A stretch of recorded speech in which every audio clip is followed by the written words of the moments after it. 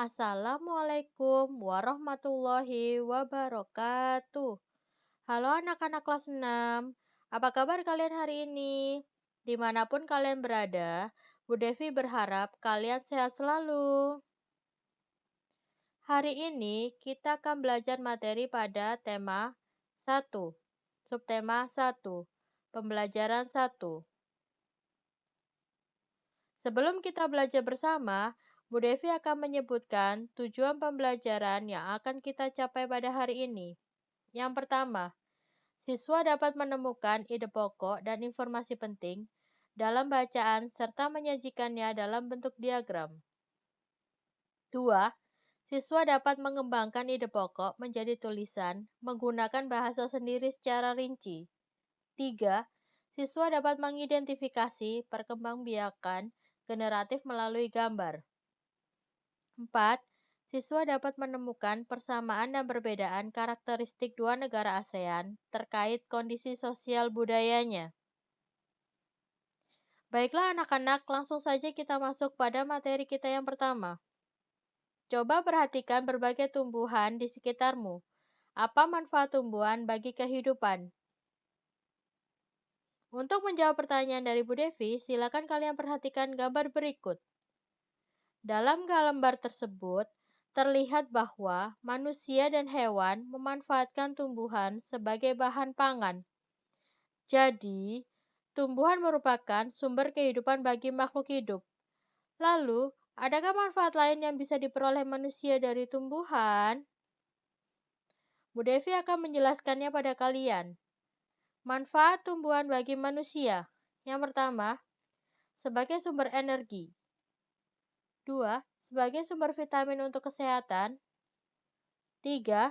Sebagai sumber oksigen untuk bernafas. 4.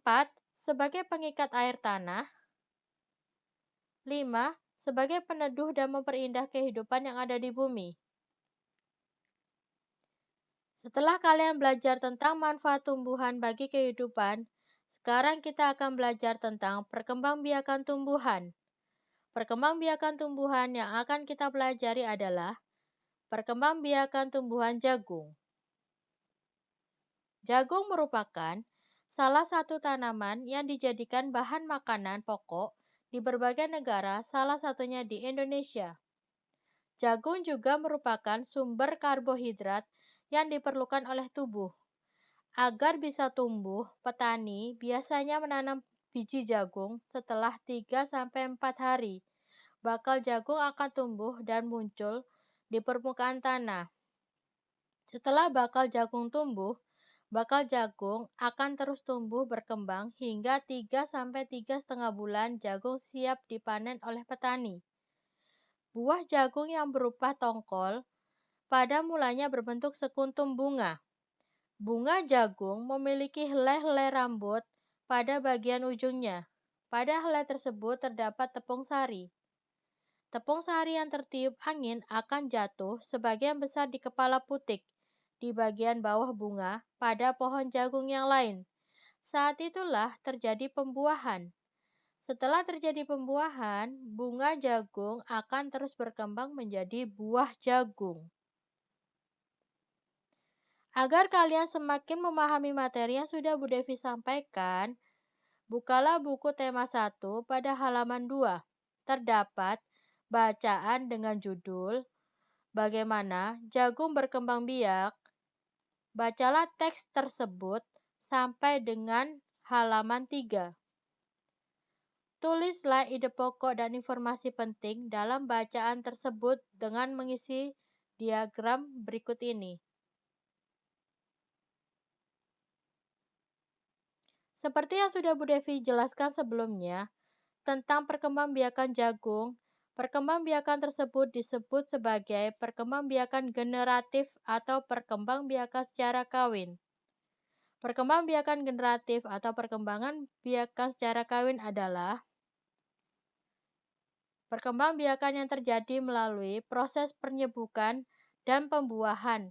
Selain jagung, terdapat beberapa tumbuhan yang berkembang biak secara generatif yaitu padi, mangga, durian, dan jambu.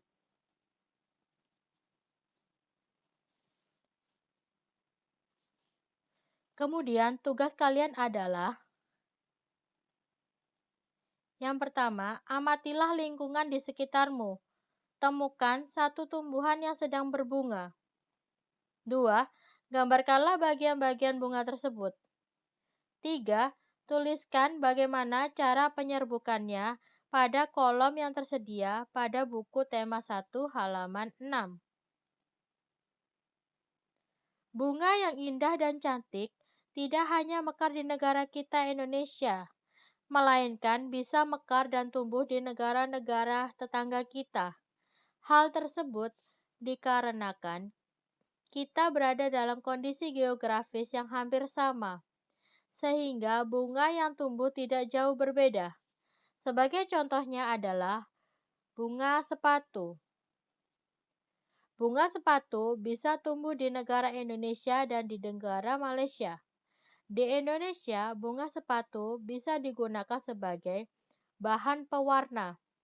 Sedangkan di Malaysia, bunga sepatu disebut sebagai bunga raya atau bunga nasional.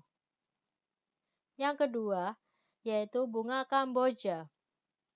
Bunga Kamboja tumbuh dan mekar di negara Indonesia dan di negara Laos. Di negara Indonesia, bunga Kamboja digunakan sebagai pelengkap tarian adat yaitu tari Bali. Sedangkan di negara Laos, bunga Kamboja digunakan sebagai dekorasi upacara keagamaan dan penyambutan tamu. Indonesia, Laos, dan Malaysia hidup berdampingan meskipun ketiganya berbeda negara, tetapi ketiganya memiliki persamaan dengan kehidupan sosial budaya. Oleh karena itu, mereka menggabungkan diri dalam suatu organisasi bernama ASEAN, yaitu Perkumpulan Negara-negara Se-Asia Tenggara. ASEAN memiliki 10 negara tergabung, yaitu Indonesia, Malaysia, Thailand, Singapura, Filipina, Brunei Darussalam, Vietnam, Laos, Myanmar, dan Kamboja. Anak-anak, setelah kalian tadi belajar mengenai negara mana saja yang tergabung dalam organisasi ASEAN, sekarang kita akan belajar tentang kehidupan sosial budaya masyarakat ASEAN. Negara yang pertama kali kita pelajari adalah negara yang pertama, Indonesia. Negara Indonesia memiliki keberagaman etnis, suku, budaya, agama yang terbentang dari Sabang sampai Merauke. Masyarakat Indonesia juga sangat terkenal akan keramahan dan toleransinya. Negara kedua yaitu Brunei Darussalam.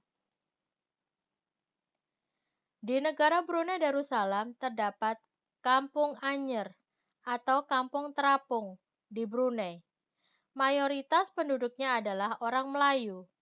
Secara tradisional, orang Brunei Darussalam tidak berjabat tangan dengan lawan jenis. Negara yang ketiga, Malaysia.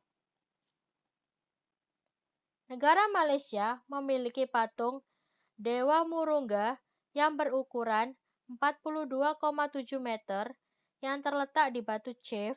Selain itu, Malaysia juga memiliki kota yang bernama Georgetown. Kota Georgetown tercatat dalam UNESCO World Heritage sebagai kota yang memiliki berbagai jenis budaya. Negara yang keempat adalah Filipina. Budaya Filipina merupakan perpaduan antara budaya barat dan budaya timur. Di negara Filipina, bahasa Filipina merupakan bahasa nasional dan bahasa Inggris merupakan bahasa pengantar. Tarian tradisional di Filipina bernama tarian tinikling. Negara yang kelima adalah Kamboja. Negara Kamboja memiliki banyak candi. Pada tembok candi berukiran dewa-dewa pada agama Hindu dan Buddha. Selain itu, negara Kamboja juga memiliki tarian tradisional yang disebut tarian Apsara. Tarian Apsara lahir 2000 tahun yang lalu. Negara yang keenam adalah Myanmar. Negara Myanmar dijuluki sebagai negara 1000 pagoda. Hal tersebut dikarenakan di Myanmar terdapat banyak sekali kuil-kuil suci Buddha. Mayoritas penduduknya adalah keturunan Tibet. Bahasa yang digunakan adalah bahasa Birma. Negara yang ketujuh adalah Vietnam. Negara Vietnam memiliki permainan tradisional yaitu permainan menangkap jangkrik dengan mata tertutup. Permainan ini adalah permainan yang dimainkan dengan membuat lingkaran, kemudian satu orang di tengahnya, satu orang tersebut harus ditutup matanya, dan kemudian harus menangkap satu orang teman. Setelah menangkap satu orang teman, dia harus menebak siapakah teman yang ditangkapnya. Selain permainan tradisional tersebut, di Vietnam juga banyak ditemui tari caping. Negara yang kedelapan adalah Laos. Negara Laos ditemukan oleh Ai Lau, yaitu orang yang terkenal akan kesederhanaan dan kesabarannya. Di negara Laos, terdapat olahraga tradisional yaitu Katau. Olahraga Katau seperti olahraga bola voli. Negara yang kesembilan adalah Singapura. Negara Singapura memiliki patung yang menjadi ciri khas negara Singapura. Patung tersebut adalah patung Merlion. Patung Merlion adalah patung yang memiliki kepala singa dan berbadan ikan. Kemudian di Singapura, mayoritas penduduknya yaitu 80% penduduknya memilih berjalan kaki untuk berpindah tempat. Makanan khas dari negara Singapura adalah kepiting cabai. Negara yang ke-10 adalah Thailand. Negara Thailand merupakan satu-satunya negara yang tidak pernah dijajah oleh bangsa Eropa.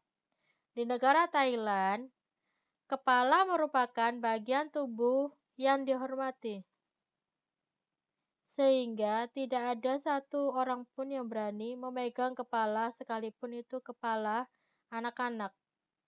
Di negara Thailand, teh disajikan dengan susu dan rempah-rempah yang biasa disebut dengan Thai iced tea. Setelah kalian mempelajari tentang kehidupan sosial budaya masyarakat ASEAN, tugas kalian di rumah adalah yang pertama, carilah 2 negara yang tergabung dalam organisasi ASEAN. 2. Carilah lebih lanjut karakteristik 2 negara yang telah kamu pilih. 3. Temukan persamaan dan perbedaannya dan tuliskan pada diagram tersebut. Setelah itu, kalian wajib menyerahkan hasil pekerjaanmu pada Bu Devi. Demikianlah materi yang bisa Bu Devi sampaikan untuk kalian.